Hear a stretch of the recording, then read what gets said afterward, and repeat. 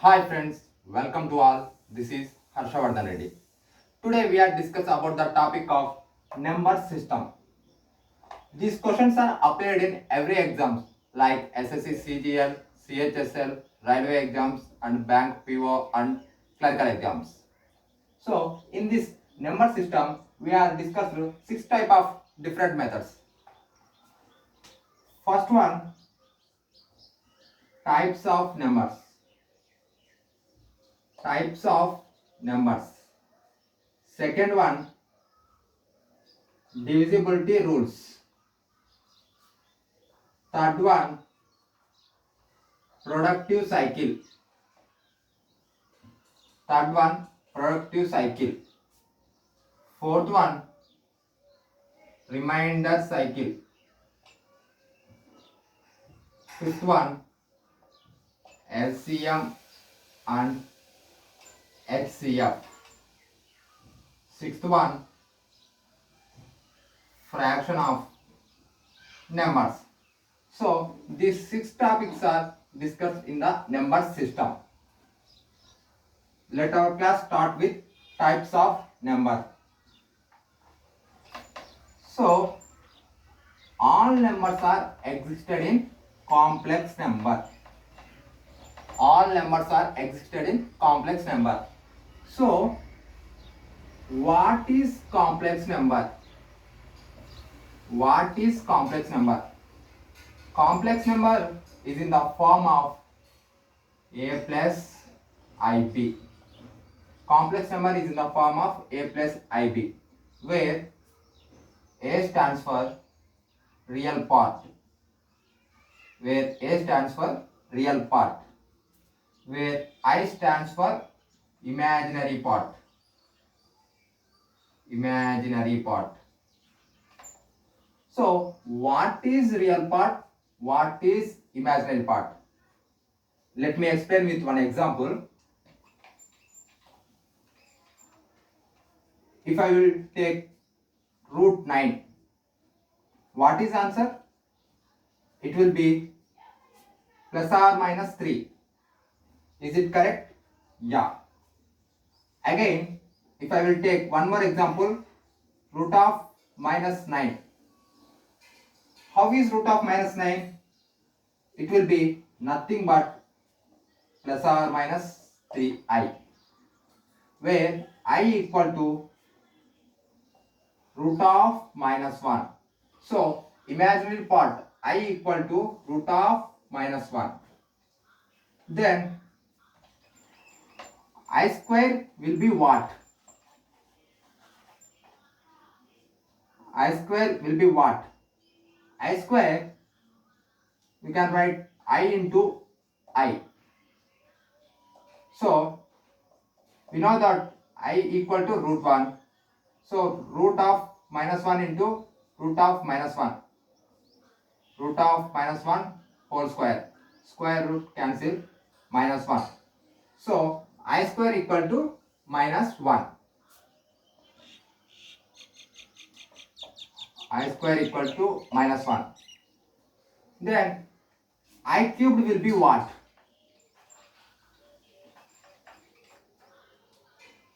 I cube, you can write I into I square.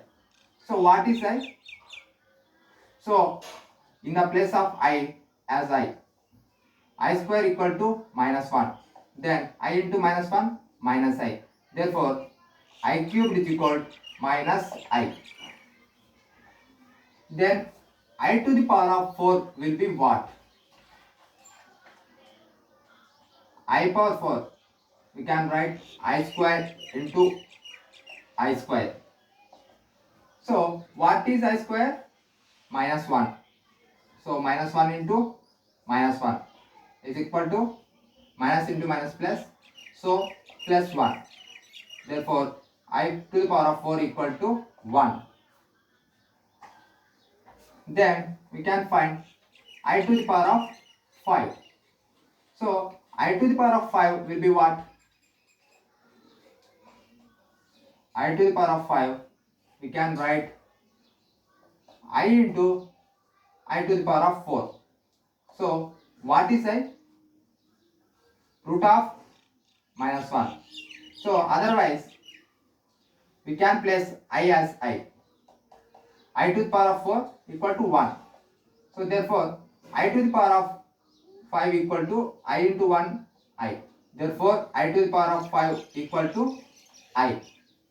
So friends, I to the power of 5 equal to I. Therefore I to the power of 6 equal to I square. I to the power of 7 equal to I cubed. It will come again and again.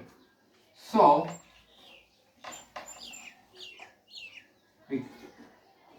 I equal to root of minus 1, I square equal to minus I cubed equal to minus 1, I to the power of 4 equal to 1,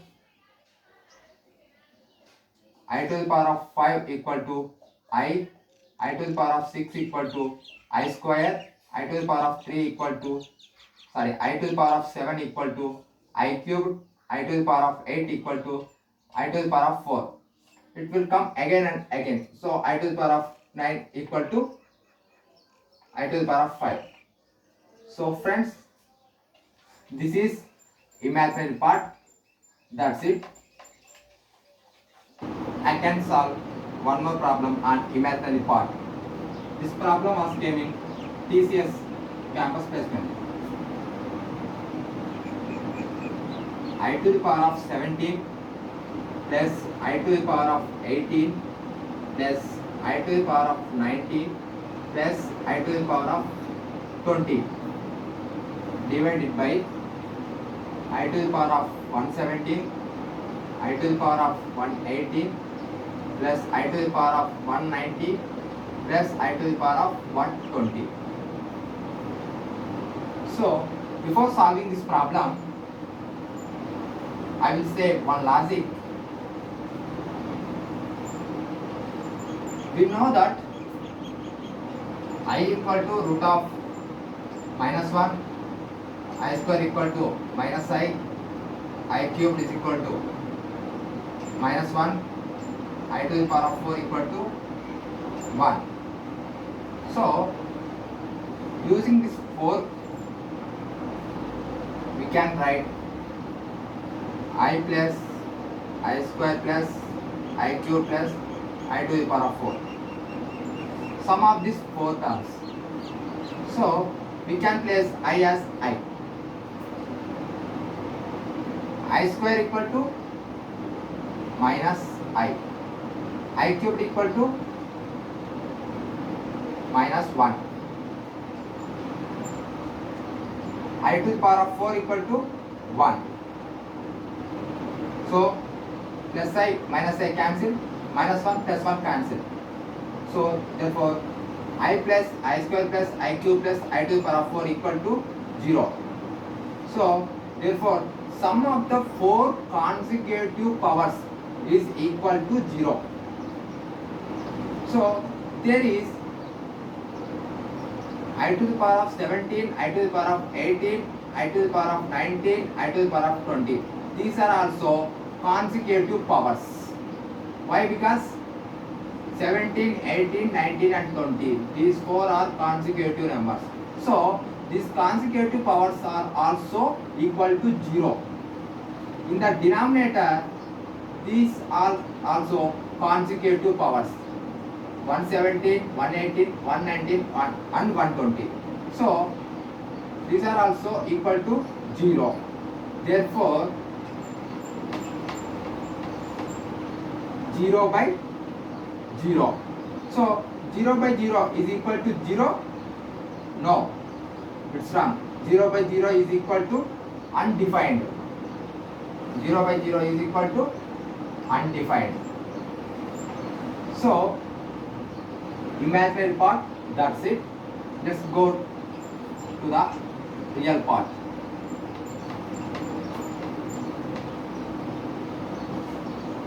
So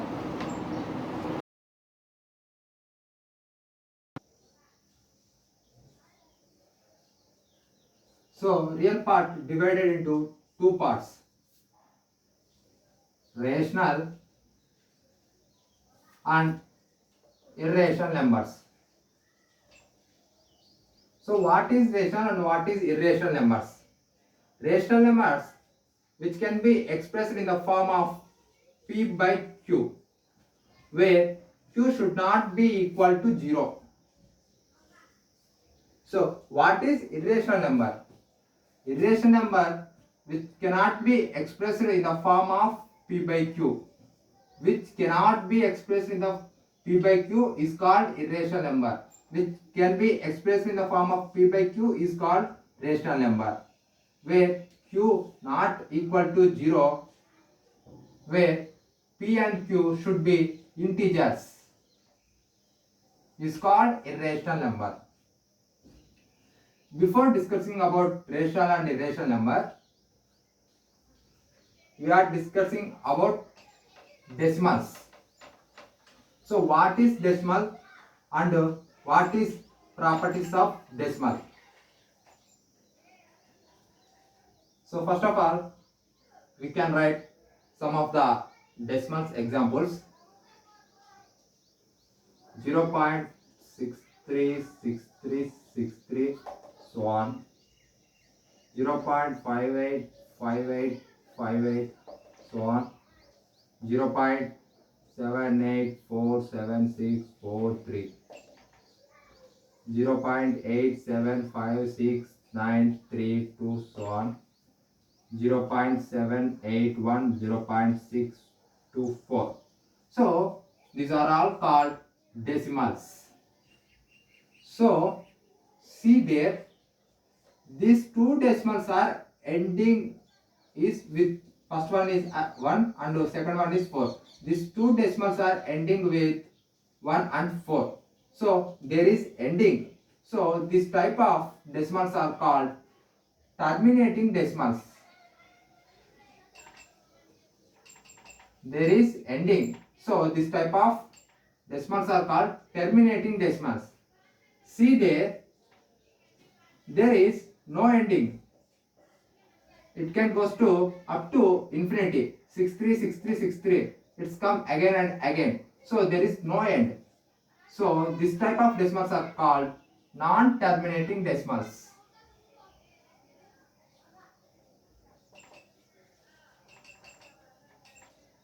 So in this non-terminating decimals, we can easily find out what is 17th term or what is 100th term or what is 1000th term. Why? Because in this decimals, odd place occupied by 6, even place occupied by 3. So it's 6 3 comes again and again. So 17th term. So 17th term what? It's odd number. So odd place occupied by 6. So 17th term we can easily say 6. And what is 1000th term? So 1000 is even. So even place occupied by 3. So we can easily say what is 1000th term? 3. So it's way we can easily find out what is nth term in non-terminating decimals. So this type of decimals are called non-terminating and repeating decimals. Non-terminating and repeating decimals. See there, these two decimals are cannot be and cannot be repeated. So this type of decimals are called non-terminating and non-repeating decimals. Non-terminating and non-repeating decimals. So decimals are three types: terminating decimals, non-terminating and repeating decimals. Third one, non-terminating and non-repeating decimals. So these terminating decimals and non-terminating and repeating decimals are falls under the rational numbers. These two are terminating decimals or else non-terminating and repeating decimals are called rational numbers. But what is irrational number? is example of non-terminating and non-repeating decimals. So these two decimals are called irrational numbers. These two decimals are what is non-terminating and repeating decimals and terminating decimals. These two decimals are falls under the rational number. So you can understand what is rational number and what is irrational number. So let me explain with some of the problems.